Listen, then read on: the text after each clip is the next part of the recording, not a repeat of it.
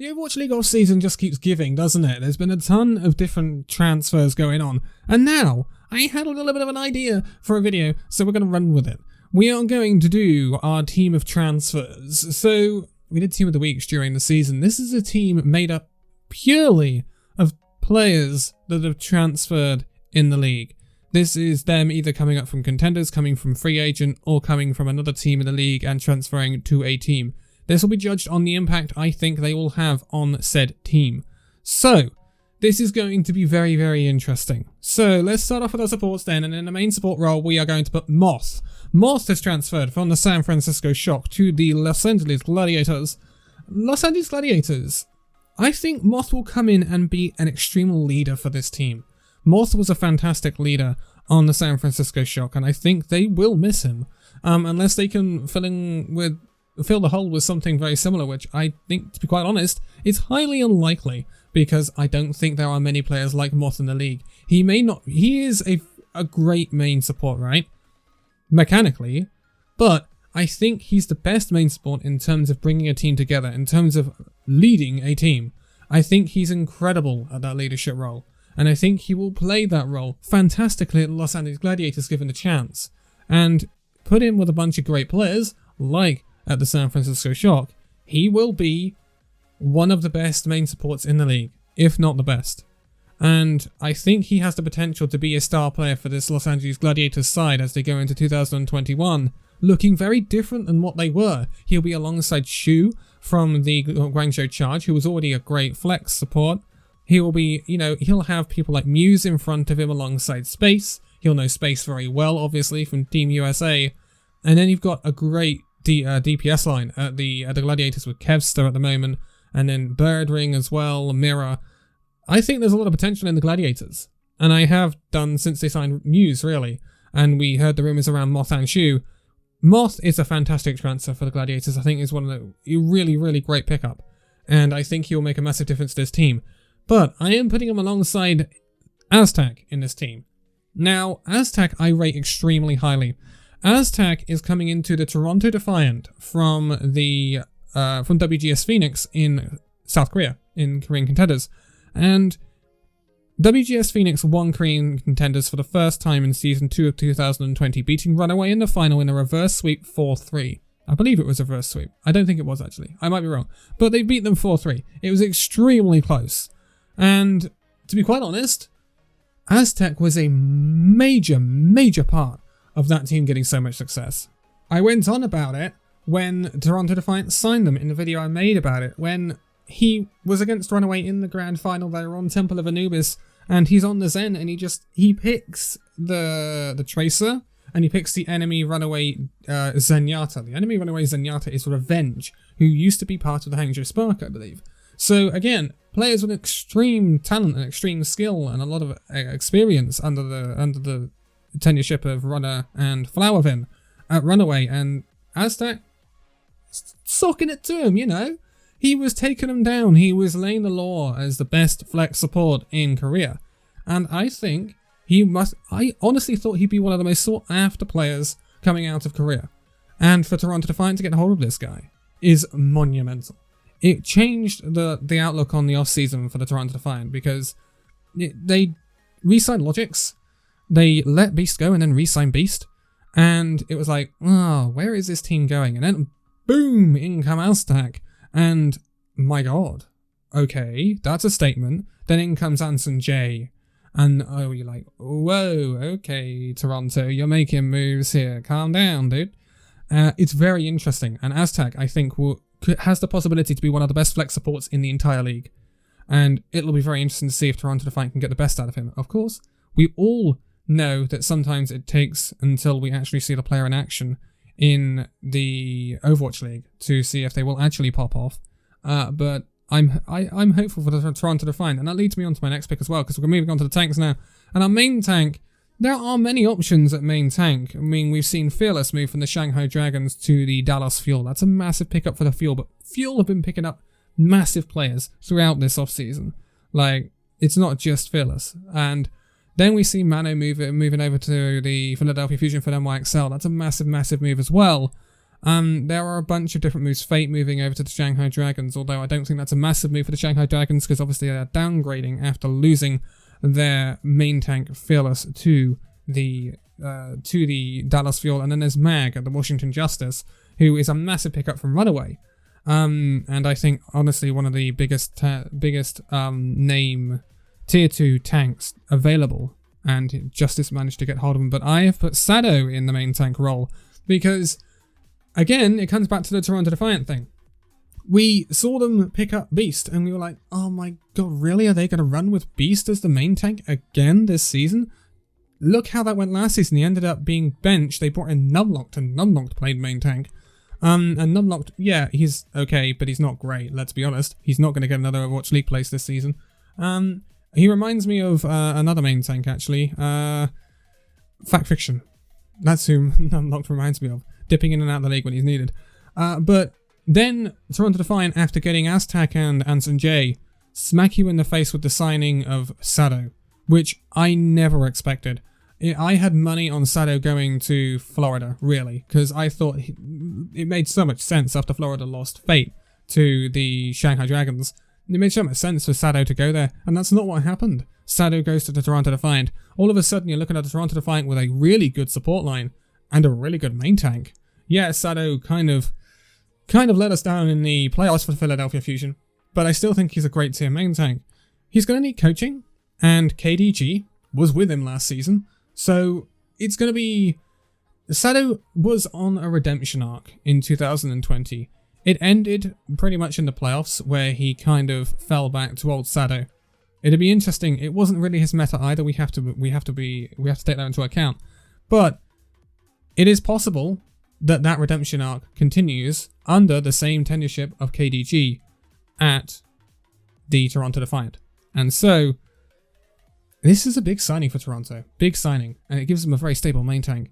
And it'll be interesting to see who they partner him up with in the DPS and off-tank roles as we move on to off-tank, because I think we can all guess who the off-tank here is going to be. It's going to be Fury going to the Washington Justice. Now, I think, honestly, Philadelphia Fusion are a little bit bonkers letting go of Fury. Fury is still, in my opinion, one of the best off-tanks available in the Overwatch League and available in the world. His Diva is nigh on unmatched. His Sigma is also great. And his Zarya is very, very good as well.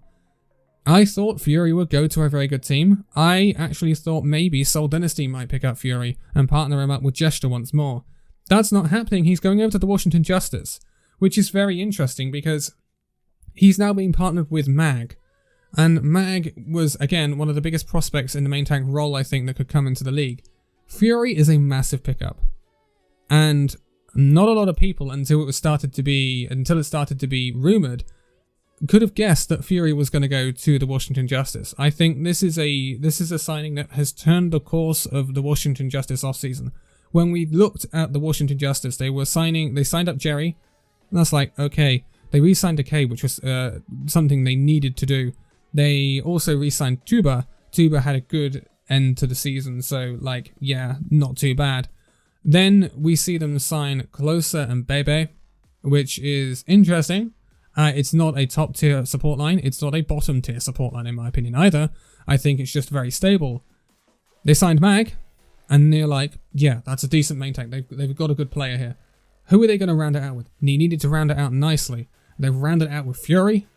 Man, it couldn't have rounded out any better. I wonder how much money they've spent on Fury. That is a very interesting point. And I think he's possibly the best played, or the second best paid player at the Justice, I would imagine, competing with Decay. But they've also now signed Rhea as well, just to put that in there. I don't understand really why. I would not estimate that anyone would be starting an off-tank apart from Fury, unless perhaps we went into a very funny meta where Zarya was just an insta-pick. Then they might decide to run Decay. But apart from that, Fury, he will be pivotal for the Washington Justice this season. Or this season coming up, I would imagine. He will be massive for them. Really massive. So, now we move on to the DPS. And DPS, oh, interesting. Okay, let's start off with the Dallas Fuel pickup, shall we? It's not Sparkle, it is XE. Eggsy is in this because Sparkle is yet to prove himself in a lot of areas, in my opinion. He popped off massively in the Summer Skirmish, wasn't it? Summer Showdown. I think it was. When Genji was heavily meta, we saw Sparkle pop off. And when Doomfist is meta, he'll pop off. When he was on the Mei, it was like, meh. So I put in Exy because Exy was consistent for Paris Eternal, apart from when he was injured or unwell. He was massively consistent on the hit scan for the Paris Eternal last season, and he was a massive part of them winning that tournament. Massive, massive part. His McCree is fantastic. His Widow is fantastic. But what I worried about with the Dallas Fuel is when they signed up a hit scan, who they were going to pick up. Could they play the Tracer? Could they play things? Were they a flexible hit scan? Now, we thought that Exy was not going to get picked up by the Fuel. We thought that Exy was going to go to a mixed roster from rumors from the Paris Eternal. But now, he's at the Dallas Fuel, and I think it rounds out the Dallas Fuel phenomenally. I think that he will be a great hit scan player. I think he's exactly the hit scan player that Dallas Fuel needed to round out that roster alongside Doha and obviously Sparkle in the DPS roles. Dallas Fuel, we've talked about this for a long time, that they have got one hell of a roster on their hands. And I think Exy is possibly one of the best options they could have picked up. I mean, if I was to look at other options, Glister maybe, but I think Exy is better than Glister, or possibly better than Glister. And then for others, you'd have to look at starting to bring in other players from other teams, like Hisu maybe, or something like that. But I still think Exy can be better than Hisu. So I think this is a massive pickup for the Dallas Fuel, and that's why it makes it into this team. And the last one is a little bit of a left field. I wanted to spice it up with this one because it could have gone Sparkle, but I feel Sparkle can be a little inconsistent. So this is the only person who's coming in from actually being a free agent, technically, in this entire lineup. This is the Hangzhou Spark signing Sumin Su. So I think Sumin Su is coming into the Hangzhou Spark to be not a monumental player, that's the wrong word, but to be the face of the team. Be this massive player that you think of the Hangzhou Spark, you think of Sumin Su. And he's also fantastically flexible. He's got a great Reaper, he's got good hit scan, he's got a great Genji, he's got a great Pharah, but he can also remember goats, go over and play that Zarya, which again is incredibly helpful, although I don't expect the Hangzhou Spark to be utilising that much since they have 2 off tanks. They have pretty much 2 of everything at the Hangzhou Spark now. And I think Sumin Su, it's great to see him back in the league. I think he's taken a little break, he'll be refreshed and he'll come back, and he could be a staple part of this Hangzhou Spark side. And when you put him alongside the likes of Architect, Godsby, etc., I think it's very, very good from the Hangzhou Spark because of Sumin Su's flexibility. If you're on a map and you're playing Godsby and Sumin Su, you can play Godsby on the hit scan as you would. If you needed to play double hit scan, it's fine. Sumin Su can do that. If you want to play projectile and hit scan, it's fine. Sumin Su can do that. Sumin Su, in my opinion, can be a do-it-all DPS player. And I think that's something that makes him very, very good. Almost Prophet-like, dare I say, but not to the skill level of Prophet by any means. But to the flexibility, I think Sumin Su could be like that. And I think he's a fantastic player for the Hangzhou Spark to pick up, and he really rounds that roster out very, very well. But that finishes us out for this team. So Moth, Aztec, Sado, Fury, Exy, and Sumin Su for our team of the transfers so far. And I think we can keep doing this if you want. If you want to keep seeing this sort of video, then please let me know in the comments below. Also, don't forget to join up with the Discord, where we have all the transfers updated as soon as possible and full rosters for every team nailed down for 2021. But I am going to leave it here for this one. So thank you guys so much for watching this video. If you'd like to give it a like, subscribe if you're new, and I'll see you in the next video. See you then.